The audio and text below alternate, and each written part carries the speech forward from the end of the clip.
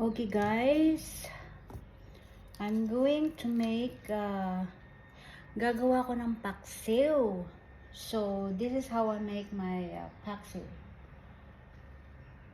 Isda, eggplant, okra, ginger, and lots of peppers and onion, and salt, black pepper, of course the vinegar, and a little bit of soy sauce, and then in the end, if it's boiling, I'm going to put a little bit of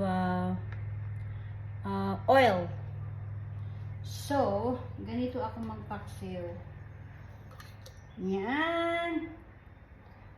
Yan.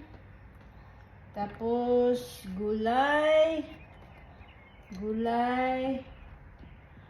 I like maraming gulay. Tapos, ginger.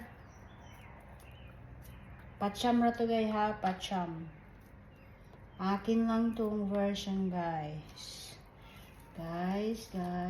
Maraming onion para mawala yung amoy ng tapos isda na naman. Diba guys?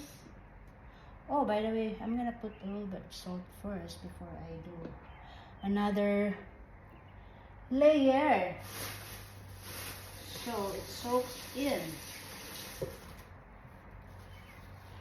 A little bit of salt so it soaks in all the way.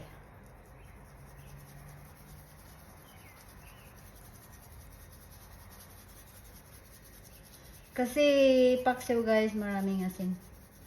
Sa akin lang ha, maraming asin sa akin. So black pepper na naman. Para ganyan lang. Para mawala ang amoy.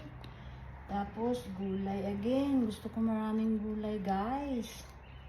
Masarap pag maraming gulay. Purong gulay ito. Paksiw lang to na puro gulay. Diba, guys? Diba?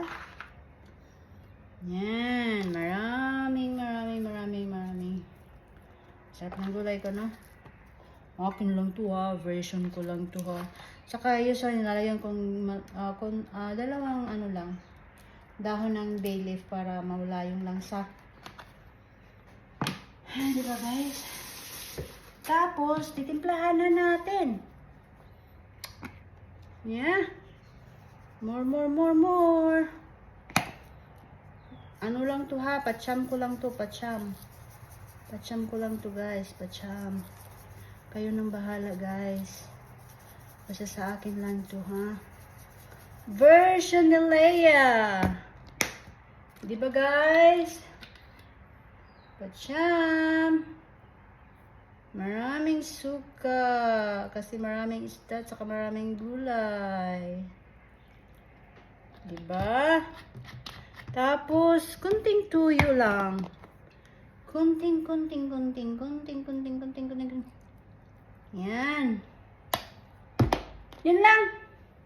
Pakuluin na natin. Tapos yun na. Thank you for watching.